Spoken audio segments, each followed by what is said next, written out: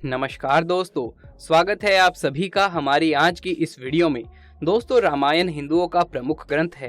रामायण बताती है कि कुछ गुणों को अपनाकर और कुछ खास बातों को ध्यान में रखकर मर्यादा और अनुशासन वाला जीवन जीना चाहिए। इससे बुराई पर अच्छाई की जीत होती है। रामायण एक राज परिवार और राजवंश की कहानी है जो पति पत्नी, भाई और परिवार के अन्य सदस्यों के आपसी रिश्तों के आदर्श को पेश करती है। दोस्तों, रामायण से हर इंसान को कुछ न कुछ सीखकर अपने जीवन में अच्छी बातों को शामिल करना चाहिए। इससे जीवन का स्तर बढ़ेगा। वहीं अच्छे गुणों के प्रभाव से हर काम में सफलता मिलेगी, मानसिक तनाव से बचेंगे और परेशानियों से भी दूर रहेंगे। दोस्तों, यदि कोई व्यक्ति अपने जीवन में रामायण में बताए गए किसी भी एक चरित्र के जीवन का अनुसरण करे तो ये निश्चय है कि वो अपने जीवन में ना तो कभी हार सकता है और ना ही कभी निराश हो सकता है। ऐसे अद्भुत चरित्र के बारे में आज हम आपको विस्तार पूर्वक बताने जा रहे हैं, जिनका नाम आप प्रत्येक वर्ष सबकी जुबान पर सुनते ही होंगे। दोस्तों, वो नाम है मेघनाद, जिसे इंद्रजीत के नाम से भी संबोधित किया जाता है। दोस्तों, हम बात कर रहे हैं इंद्र पर जीत पाने वाले इंद्रजीत की, यानी कि मेघनाद की। आज की वीडियो में हम आपको इंद्रजीत के बारे में कुछ ऐसी बातें बताएंगे जिससे आज की दुनिया अनजान है। तो दोस्तों, क्या आप जानते हैं कि जब उसने जन्म लिया था तो बाकी बच्चों की तरह वो रोया नहीं था, बल्कि उसने शेर की तरह एक जोरदार दहाड़ मारी। उसने स्वयं ब्रह्मा जी से एक वरदान लिया था, जिससे वो किसी भी युद्ध में जाने से पहले अगर अपनी कुल देवी निकुंभला के मंदिर में जाकर यज्ञ पूर्ण कर लेता तो उसे युद्ध में कोई नहीं हरा पाएगा। वो एक ऐसा महारथी था जिसने स्वयं नारायण रूपी श्री राम और लक्ष्मण को अपने नागपाश अस्त्र में बांधकर शत्रु सेना में हाहाकार मचा दिया था। दोस्तों, जब दुष्ट रावण ने माता सीता को लंका में रखा था, तब प्रभु श्री राम ने अपनी अंगूठी देकर हनुमान जी को लंका भेज दिया था और कहा था कि सीता से कहना तुम्हारे राम तुम्हें जल्दी ही लेने आएंगे। जब हनुमान जी लंका पहुंचे तो वहां पर उनका सामना रावण की खूंखार और खतरनाक असुर सेना से हुआ। हनुमान जी ने अपने पराक्रम और वीरता से उन सभी राक्षसों का वध कर दिया। ये खबर रावण को मिलते ही रावण बहुत ही ज्यादा हैरान हुआ और उसने क्रोध में आकर अपने बेटे अक्षय को हनुमान जी से युद्ध करने के लिए भेज दिया। दोस्तों, अक्षय रावण का सबसे छोटा पुत्र था। उसकी वीरता देवों के समान थी। वो स्वभाव में बहुत ही सरल था। उसे युद्ध से नफरत थी और वो हमेशा वेदों के अध्ययन में ही लीन रहता था। लेकिन वो अपने पिता के सामने ये साबित करना चाहता था कि वो भी एक योद्धा है और अपने पिता रावण की आज्ञा से 8 घोड़ों वाले कनकम्या रथ पर सवार होकर हनुमान जी से लड़ने के लिए चला गया। दोस्तों, हनुमान जी को भी पता था कि अक्षय दूसरे असुरों की तरह नहीं है और उसे वो मारना बिल्कुल भी नहीं चाहते थे। लेकिन हनुमान जी के बहुत समझाने के बावजूद भी जब अक्षय नहीं माना तो हनुमान जी को बहुत ही दुख के साथ उसका वध करना पड़ा। दोस्तों, जब ये समाचार रावण को मिला तो वो बहुत ही ज्यादा दुखी हो गया। लेकिन उससे भी ज्यादा दुख अगर किसी को पहुंचा था तो वो था इंद्रजीत। अक्षय और इंद्रजीत दोनों भाई थे। इन दोनों के बीच बहुत ही प्रेम था। अक्षय की मौत की खबर सुनकर इंद्रजीत क्रोध में आ गया और वो अकेले ही हनुमान जी से युद्ध करने के लिए चला गया। दोस्तों, इंद्रजीत अपने माया जाल से हनुमान जी पर भारी पड़ने लगा, पर कुछ ही देर में हनुमान जी उसकी माया को समझ जाते हैं और उस पर हमला करने लगते हैं। ये देखते हुए इंद्रजीत हनुमान जी के ऊपर कई सारे अस्त्रों का प्रयोग कर देता है, पर उनमें से कोई भी अस्त्र हनुमान जी को नुकसान नहीं पहुंचा पाता। अंत में इंद्रजीत हनुमान जी पर ब्रह्मास्त्र का प्रहार करता है और वो उन्हें बंदी बना लेता है। इसी बात से दोस्तों आप अंदाजा लगा सकते हैं कि वो कितना ज्यादा पराक्रमी था और कितना ज्यादा बलशाली था कि उसने हनुमान जी तक को बांध दिया था। दोस्तों, इंद्रजीत को इतना ताकतवर और पराक्रमी बनाने के पीछे भी रावण का ही योगदान है। रावण शुरू से ही चाहता था कि उसका बेटा अमर और सर्वशक्तिमान बने। इंद्रजीत रावण और मंदोदरी का बड़ा बेटा था। उसके जन्म के दौरान उसका रोना ऐसा लग रहा था कि जैसे मेघ की गड़गड़ाहट हो, जिसकी वजह से उसका नाम मेघनाद पड़ा।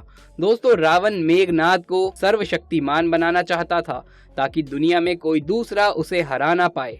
रावण चाहता था कि उसका बेटा परम योद्धा हो और अत्यंत ज्ञानी हो। अपने बेटे को अमर बनाने के लिए उसने सभी ग्रहों और नक्षत्रों को ऐसी स्थिति में रहने के लिए आज्ञा दी जिससे उसके पुत्र को उसकी इच्छा अनुसार जन्म लेने का अवसर मिले। दोस्तों, रावण के क्रोध और शक्ति के कारण सभी ग्रहों और नक्षत्रों को डर था।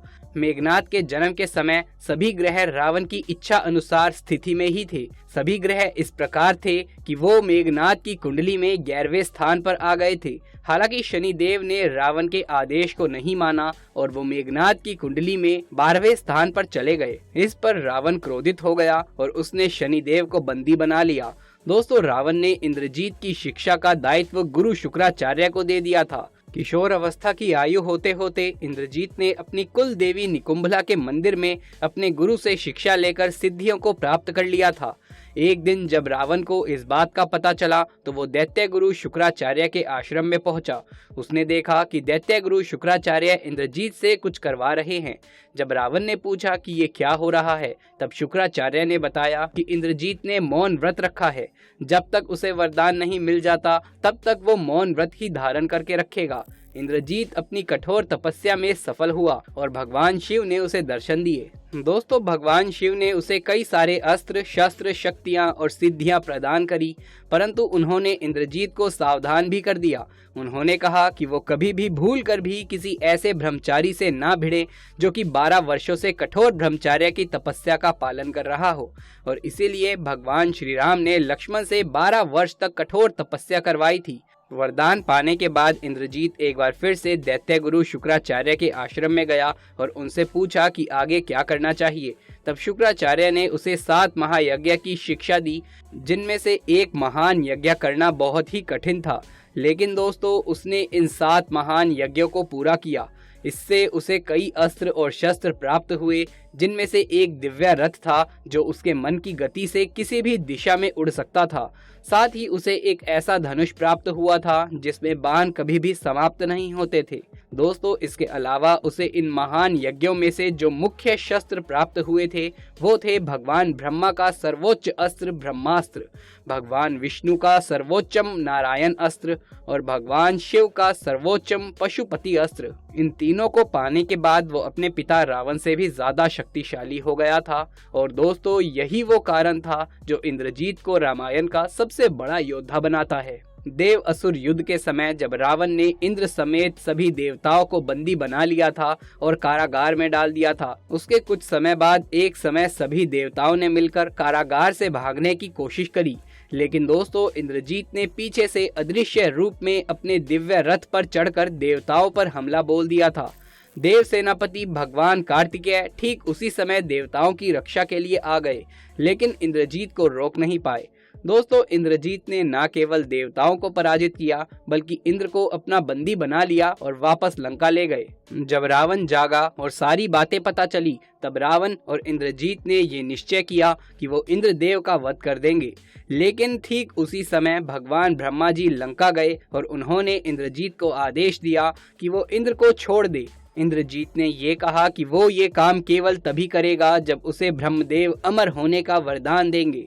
लेकिन ब्रह्मादेव ने ये कहा कि ये वरदान प्रकृति के नियम के विरुद्ध है, परंतु वो उसे ये वरदान दे सकते हैं कि जब भी वो कुलदेवी निकुंभला का यज्ञ करेगा तो उसे एक दिव्य रथ प्राप्त होगा और जब तक वो इस रथ पर रहेगा तब तक कोई भी उसे नहीं मार पाएगा। लेकिन एक बात का ध्यान रखना होगा, अगर कोई उसका कुल देवी निकुंभला का यज्ञ बीच में ही खराब कर देगा तो वही उसकी मृत्यु का कारण भी बन जाएगा।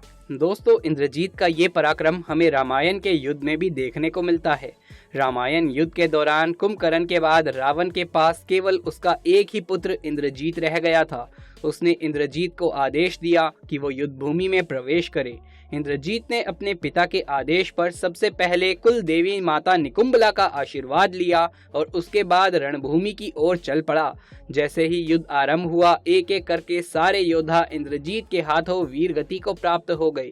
अंत में लक्ष्मण और इंद्रजीत के बीच में युद्ध होने लगा। जब इंद्रजीत के सारे अस्त्र विफल हो गए तो उसने अदृश्य होकर पीछे से सारी वानर सेना भगवान श्री राम और लक्ष्मण पर नागपाश का प्रयोग किया। तभी दोस्तों, हनुमान जी को एक उपाय सूझा कि भगवान गरुड़ इनको काट सकते हैं। तो हनुमान जी तुरंत ही गरुड़ जी को ले आए। और गरुड़ जी ने सभी को नागपाश के बंधन से मुक्त करवा दिया। अब दूसरे दिन जब रावण को पता चला कि सभी वानर सेना, भगवान श्री राम और लक्ष्मण जी नागपाश से मुक्त हो गए हैं, तो क्रोध में आकर उसने दूसरे दिन एक बार फिर से इंद्रजीत को युद्ध भूमि में भेज दिया। इस बार इंद्रजीत ने रणभूमि में घोषणा कर दी कि आज वो लक्ष्मण या राम में से किसी एक को तो मार कर ही रहेगा। दोस्तों, उसकी ललकार को सुनकर लक्ष्मण भगवान श्री राम का आशीर्वाद लेकर उसका सामना करने चल पड़े। दोनों के बीच में भयंकर युद्ध छिड़ गया।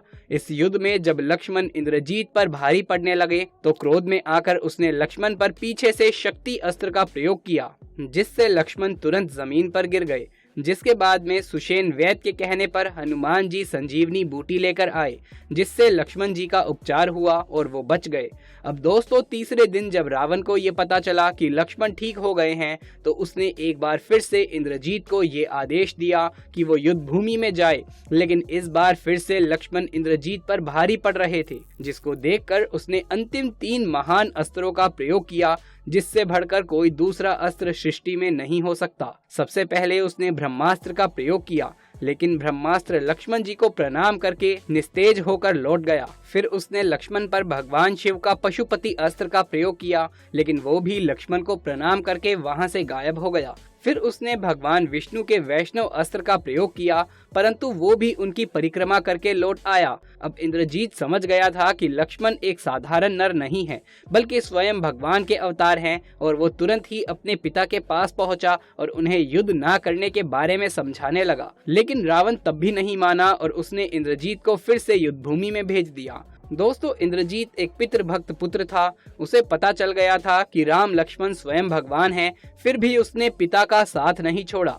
इंद्रजीत की पितृभक्ति भी रामायण के प्रभु श्री राम की पितृभक्ति के समान ही बताई गई है। तो दोस्तों, ये है मेघनाद के बारे में जानकारी, जिसका रामायण में ठीक से वर्णन नहीं है।